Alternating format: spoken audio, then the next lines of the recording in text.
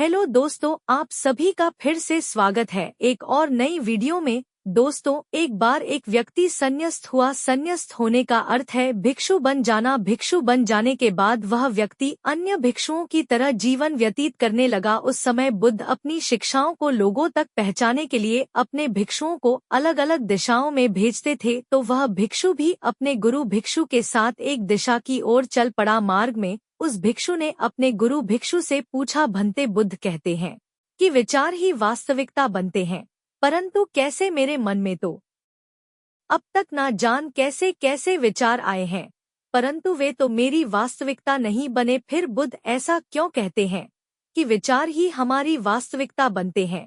वे गुरु भिक्षु उस नए भिक्षु से कहते हैं। बुद्ध के द्वारा कहा गया एक एक शब्द बहुत ही गहरा है और उसे समझने के लिए जागरूकता और एक गहरी समझ की आवश्यकता होती है। मनुष्य जाति को यह सूत्र दिया है और जो इस सूत्र को समझ जाता है वह यह भी समझ जाता है कि विचार वास्तविकता कैसे बनता है। क्या तुम इस सूत्र को जानना चाहते हो? वह नया भिक्षु कहता है, हाँ भंते, कृपा करके बताइए। वे गुरु भिक्षु कहते हैं, यह सूत्र है जैसा विचार वैसा कर्म और जैसा कर्म वैसा परिणाम। मतलब जैसे विचार तुम्हारे भीतर चलते हैं तुम वैसे ही काम करोगे और जैसे तुम काम करोगे तुम्हें वैसा ही परिणाम मिलेगा। तो कर क्या है? अपने विचारों को बदलना है, परंतु कैसे? इसका उत्तर है यह समझकर कि विचारों का स्रोत क्या है। तुम जानना चाहते हो कि विचारों का स्रोत क्या है? वह नया भिक्षु कहता है, हाँ भंते, कृपा कर बताइए। वे गुरु भिक्षु कहते हैं, विचारों का स्रोत है भीतरी और बाहरी वातावरण। भीतरी वातावरण का अर्थ है तुम्हारे पुराने विश्वास व मान्यताएं,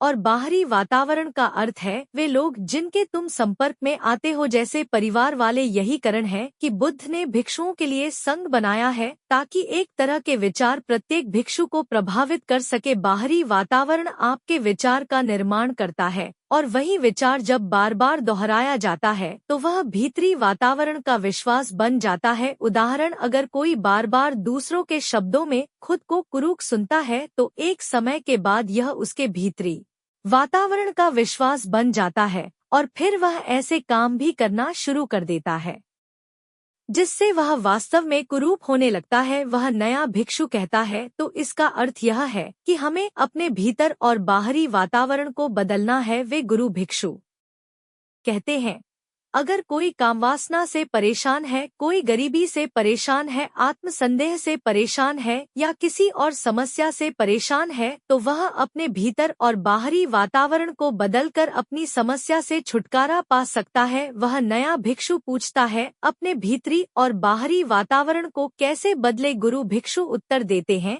अनुशासन के द्वारा। अनुशासन के बिना कोई व्यक्ति गलत वातावरण में पड़ सकता है और अनुशासन के द्वारा ही कोई व्यक्ति सही वातावरण चुन सकता है। इसीलिए सभी भिक्षुओं को अनुशासित रहने के लिए कहा जाता है। वह नया भिक्षु कहता है, भंते, कृपा कर अनुशासन के बा विस्तार से समझाइए। गुरु भिक्षु कहते हैं, क्या तुमने कभी देखा है छोटे पौधे जो तेज हवा के कारण एक तरफ झुक जाते हैं या उनके टूटने तक की भी नौबत आ जाती है? वे टूटे ना, इसलिए उन्हें एक लकड़ी से बांधकर खड़ा कर दिया जाता है। कुछ समय बाद वे पौधे वृक्ष बनते हैं।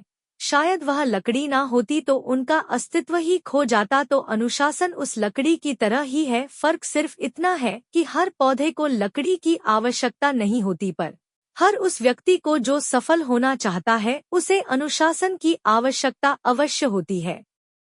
वह नया भिक्षु कहता है, समझ गया। विचार से व्यवहार बनता है और व्यवहार से परिणाम आता है। विचार का स्रोत है बाहरी और भीतरी वातावरण और इन्हें बदला जा सकता है अनुशासन के द्वारा। वे गुरु भिक्षु कहते हैं, इसीलिए बुद्ध ने कहा है कि जैसा तुम सोचते हो वैसे ही तुम बन जाते हो। तो दोस्तों, यह वीडियो आपको कैसी लगी हमें कमेंट करके बताएं। अगर वीडियो अच्छी लगी हो तो लाइक, शेयर और सब्सक्राइब करना ना भूलें। धन्यवाद दोस्तों, मिलते हैं अगली वीडियो में।